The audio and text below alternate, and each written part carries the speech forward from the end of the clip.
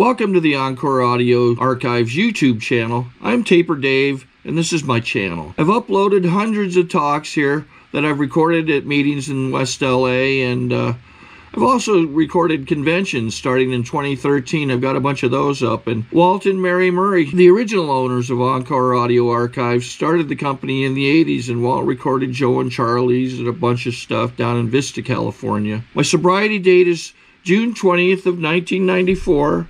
I hope you find something you like, so please like and subscribe to my channel and comment down below.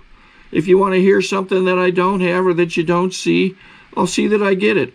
Anyways, take care and have a great day if you want to. Now, let's have a hand for our first speaker, Christian.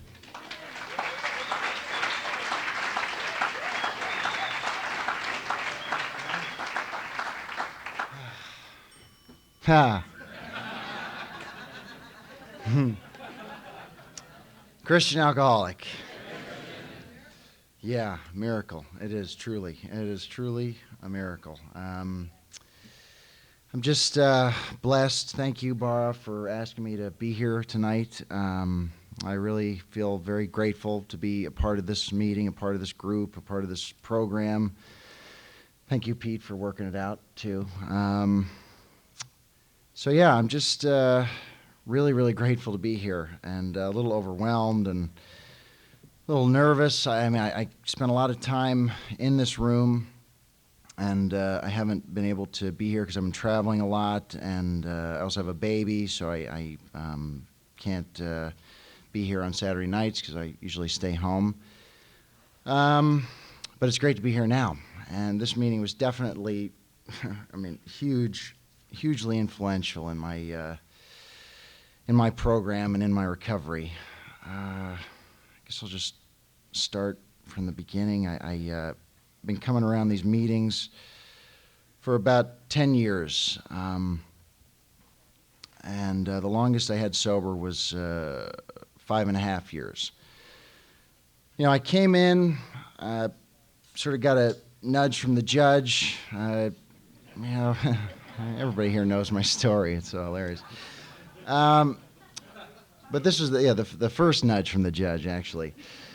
I got ordered to go to these AA meetings, and I was like, oh, okay, whatever. And I think I had to fill out one of those court card things. It was like 20 AA meetings. I had to go. So I went off. I hooked up with somebody. I went to some meeting in Brentwood, I think, and sort of showed up at the end and left early and got the secretary to sign the thing, and then I left. And then I realized that I could sign the things myself. And figured, okay, I'm getting away with murder here. I'm fooling everybody. I filled out the things. I changed the handwriting a little bit, to be really clever, and handed it in and figured, okay, I pulled the wool over everybody's eyes, and, I fooled everybody again. I'm doing it my way. But it is a progressive disease, and I ended up getting arrested again.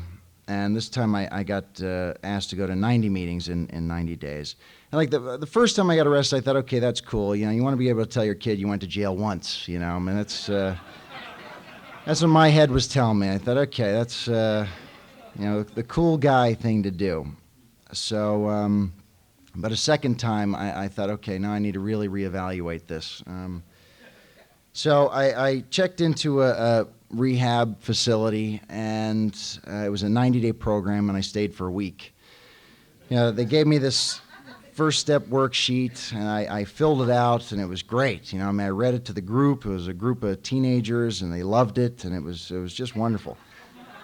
And I left. I went back to work after 7 days of being there, feeling like, okay, I'm good. I'm in. Looked a little bit at the book, but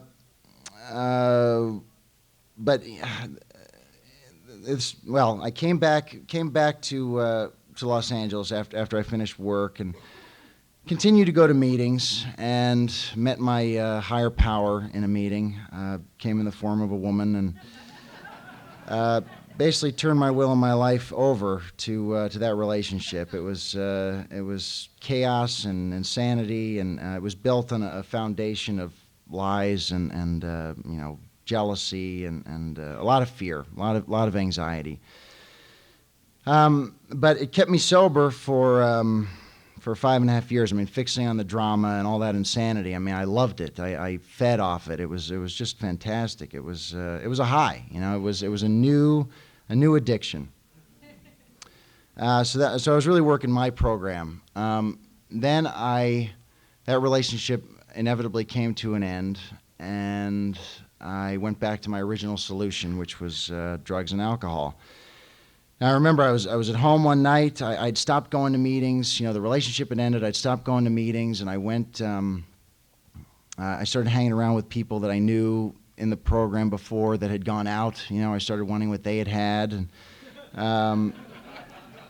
so I just began to attract that new kind of energy in my life. I stopped calling my sponsor and just basically started to slide away from the meetings, and then eventually had a bottle of champagne in my refrigerator one night and opened it up and poured myself a glass and said, God, keep an eye on me, and I drank it. And that really just set me off on an incredible run for 2 years.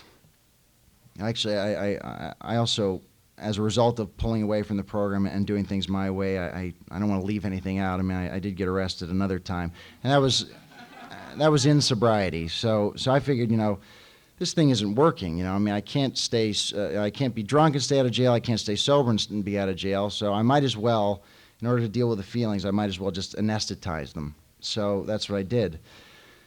And I went on another run for a couple of years. It was just crazy, and got in serious trouble again, and pitiful, incomprehensible demoralization. I was led back into these rooms, thank God. I mean, I basically crawled back in here. With the cuts and the bruises and just, humiliation. It was terrible. Just really embarrassed and basically with my tail between my legs.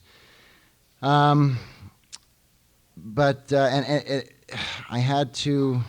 I guess even then I was still sort of in a certain state of denial. It still took a friend of mine to say, maybe you really should take a look at this and do something about it. So I made some calls to some people that I had known in the program before, and they sent me to a place called Promises out here in Malibu. And that was really, I guess, the beginning of surrender, of really turning my will and my life over to this program.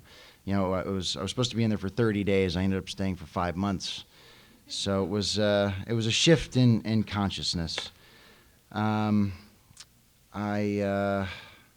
It's that first step, admitted we were powerless over alcohol, and that our lives had become unmanageable. That was a key step for me, and I never understood why people said that was in 2 parts. I just didn't get that. But in retrospect, or what I've learned and discovered through listening and coming to meetings is, that is a step in 2 parts. I admitted I was powerless over alcohol when I went to that first rehab, but not necessarily that my life was unmanageable. I figured if I could get the right car, the right career, the right house, the right girlfriend, all the right stuff, then I'd be okay.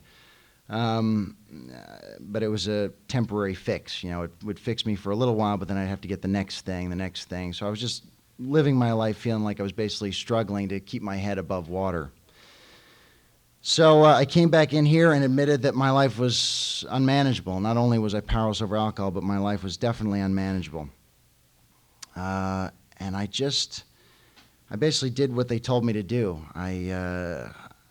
Whatever they told me to do. I showed up to meetings. I just got out of the way as much as possible. I started to write every day and just keep track and get some of the thoughts that I've been keeping and stuffing inside of myself. I started to put them out on paper. They asked me to do this box thing, and I'm like, what the hell is this? They gave me this box, and I had to, paste all these pictures on it, and my disease, and all this wild stuff. And rather than judge it, I just said, what, I'm just going to do it. Just do it. These people may know more than I do. So I did it, and I really got into it. I love that box today. It became my favorite thing. People were jealous of my box. It was wonderful.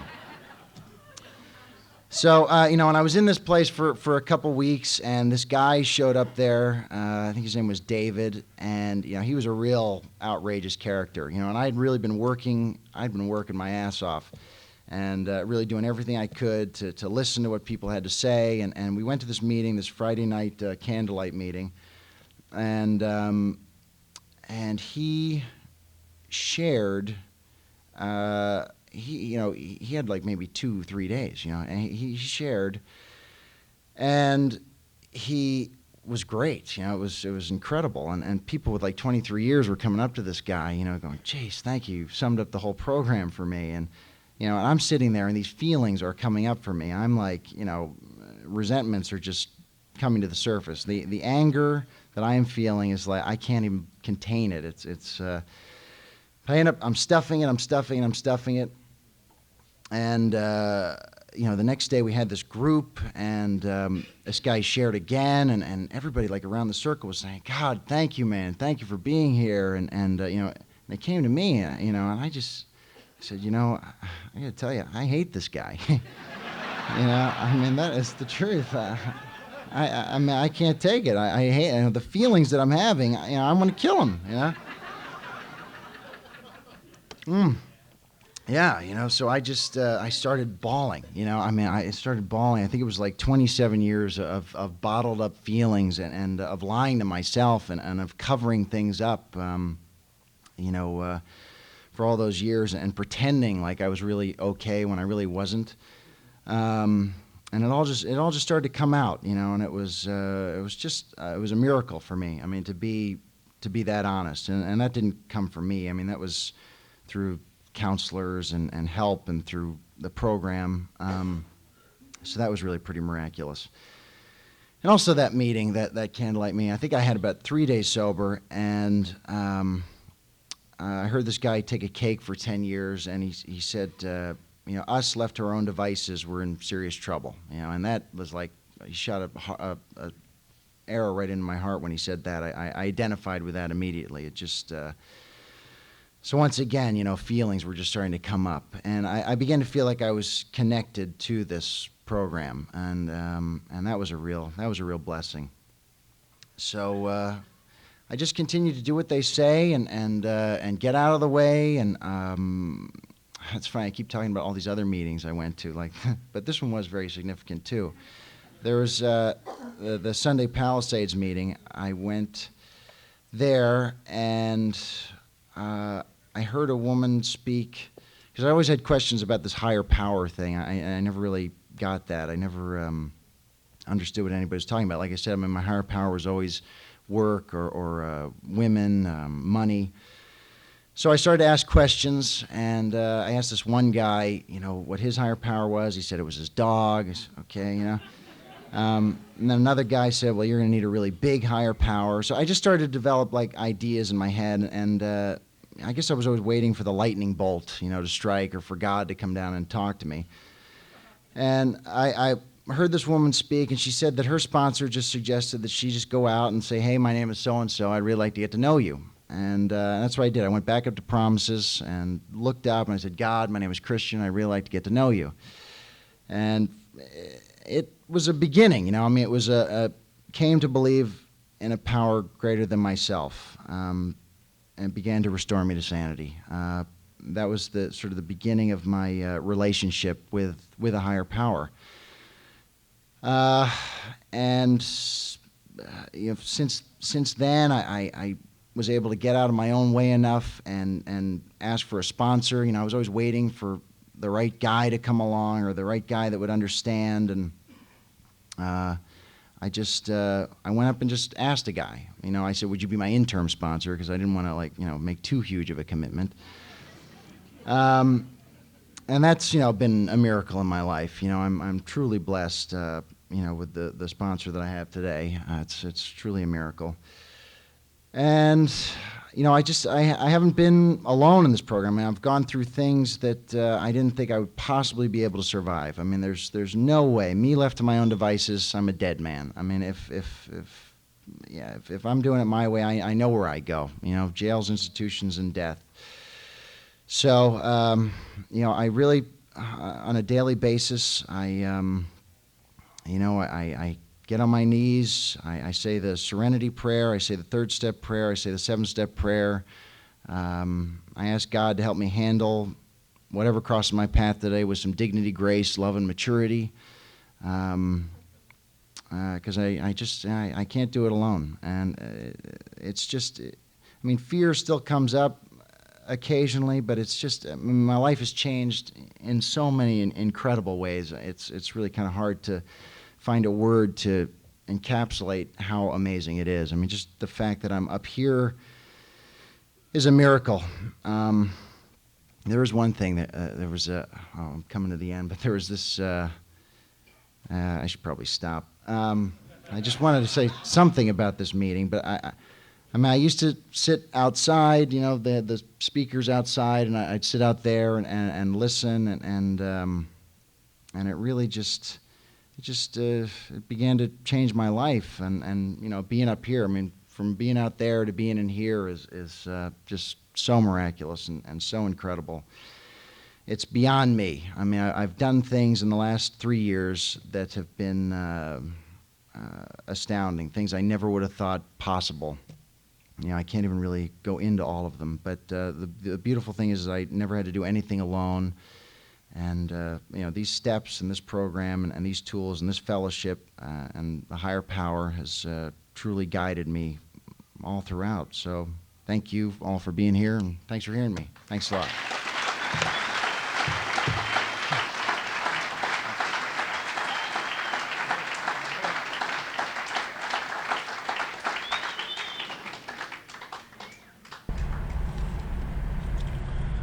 Okay, this is how I prepare my drone for launching. I like to do it inside the cab of my truck so I'm not standing outside in the weather. To install the joysticks for control, up and down, right and left, powered on. I have an Android phone that I use to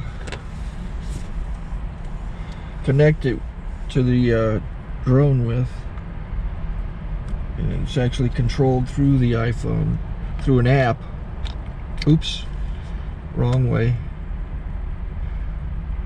It's actually controlled through the iPhone, or through this Android phone, through the app. It's actually controlled through the Android phone, through an app, and you connect it through this short connection right here.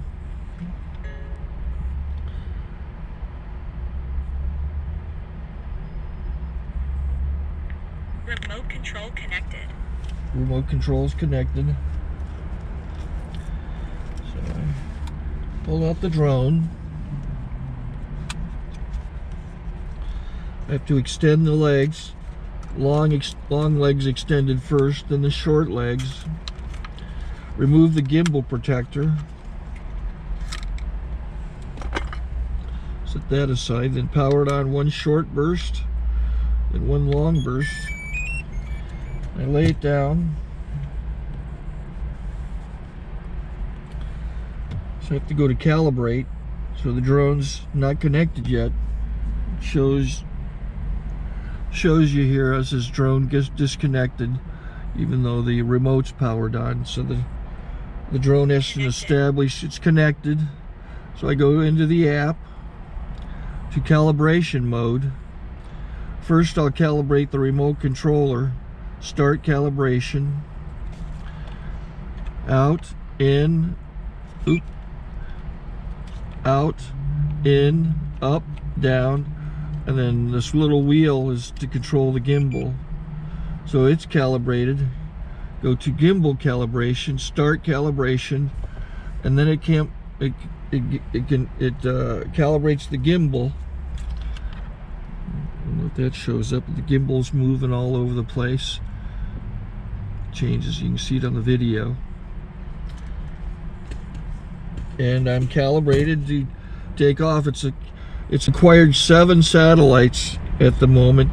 There are 26 satellites up in the sky, which it has to acquire before you can take off. So it's connected, It's got enough satellites. This is white. I can go to press this little arrow button, swipe right to take off, and it would start the motors if I slid this to the right, but I'll wait till I get outside. Don't want to do it inside.